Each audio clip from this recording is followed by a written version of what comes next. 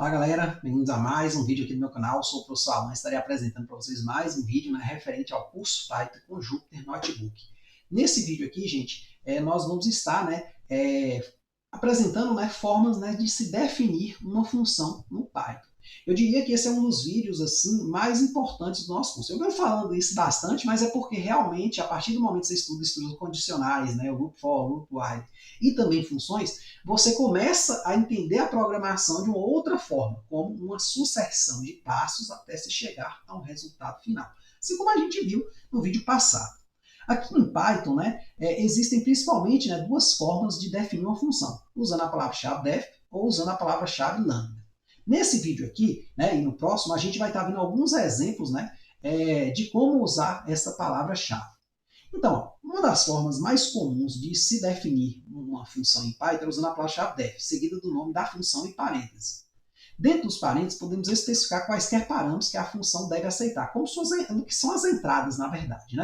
Por fim, terminamos a linha com dois pontos. Aí nós criamos o objeto função. Aí dentro dessa estrutura, assim como o if, como o loop for, loop while, a gente vai dar uma indentada e vai colocar o quê? As instruções que se deve seguir quando esta função for chamada. Para isso ficar mais claro, vamos pegar um exemplinho aqui onde a gente quer criar uma função que soma dois números. Então aqui eu botei def, botei o nome da função, botei os parênteses e botei os argumentos dela, as entradas. Tá certo? Então aqui eu defini esse objeto. Porém, eu preciso dizer o que esse objeto vai fazer. Tá certo? Aí, nesse caso, eu tenho aqui a palavra return, que é o que ela vai retornar. Ela vai retornar a soma de A e B.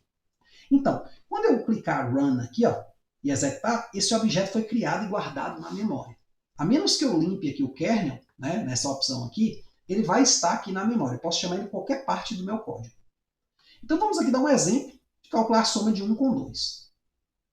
Deu o quê? 3.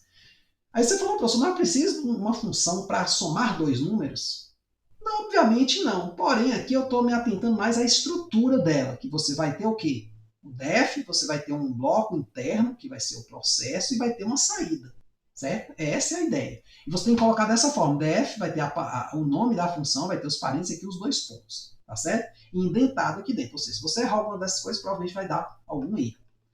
Esta saída aqui, saiu aquela saída que é vista pelo usuário se somente tiver esse cara. Se você quiser, por exemplo, imprimir vários resultados, você deve usar o print. Então, se eu usar o print, sai o mesmo 3. Por que eu estou falando isso? Vamos pegar aqui dois casos. E aí você vai entender por que você deve usar o print muitas vezes na saída de uma função. Por exemplo, se eu botar aqui a soma 2, 3, 1, 2 e 2, 3, o que acontece? O Jupyter entende que ele vai exibir somente esta, porque ele exibe essa, só que essa aqui é sobreposta para essa última, então só saiu a última soma. Aí nesse caso, se eu quiser ver mais de uma aplicação, eu tenho que botar um print aqui. Certo? Então print 1, 2 e print 2, 3 para eu ver o quê? Os resultados dessas somas. Opa, print aqui está escrito errado, ia dar erro. Print soma 2, 3.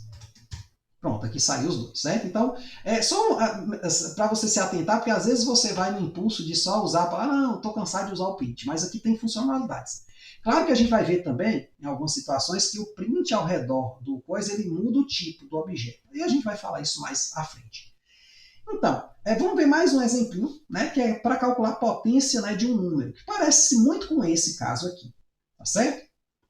Então, eu vou aqui criar esta função, que vai calcular a potência de um número. Deixa eu dar uns espaços aqui para separar bem o código. Então, def pot, A, N são as entradas, e aí eu vou calcular aqui internamente um P, que vai ser A elevado a N. E aí eu vou retornar esse valor P. Pensando que aqui eu já vim direto, na função anterior, já para o resultado, que é a soma. Aqui eu botei um passo intermediário, dentro eu vou gerar o P e depois eu vou retornar esse P. Poderia já ter colocado esse resultado aqui no retorno? Poderia, sem problema. Tá certo? Mas por algum motivo foi interessante criar esse P aqui. Então o que essa função aqui faz? Ela calcula a potência de um número. Uma vez que eu rodo ela aqui, ela foi para a memória. Aí imagine que eu queira calcular o resultado da potência de 2 com 4, ou seja, 2 elevado a quarta. Que a gente sabe vai dar 2 vezes 2, 4, vezes 2, 8, vezes 2, 16. Aí eu quero que esse resultado ele seja armazenado na variável resultado 1. e em seguida impresso. Então nós temos aqui, ó, pronto, 16.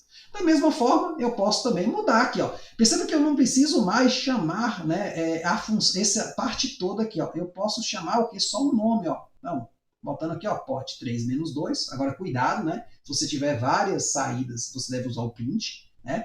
E aqui, ó, pote 1, 5. Né? Ou seja, 1/5. 1 vezes 1 vezes 1 vezes 1, 5 vezes, né? Então vai dar 1. Né? Então perceba que eu não precisei mais repetir todo esse código, apenas o que?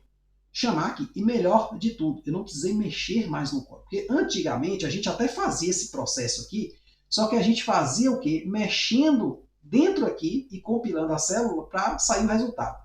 Só que quando a gente mexe na parte principal do nosso código, a gente pode destruí-lo ou gerar um erro nele que vai fazer a gente perder tempo. Então, quando você pega uma função e cria ela, e você quer proteger ela, pronto, você vai botar ela no arquivo separado, ou numa célula separada, que é o caso aqui do Jupyter, você vai botar uma célula separada para você poder chamar esta função, mas não vai mais mexer nela. Então, você vai utilizá-la recorrentemente, ou seja, uma estrutura que é reutilizável. Tá certo? No próximo vídeo, a gente vai estar falando de funções um pouquinho mais complexas, tá certo? Um pouquinho maiores do que essas aqui são mais para você ver o quê? A forma. Né? Uma função ela vai ter aqui a palavra def, né, seguido do nome da função, parênteses, né, dentro dos parênteses as entradas, vai ter aqui o processo e vai ter aqui a saída. Tá certo? Então, essencialmente é isso que eu quero passar, nessa informação que eu quero passar nesse primeiro vídeo. Beleza? Até a próxima.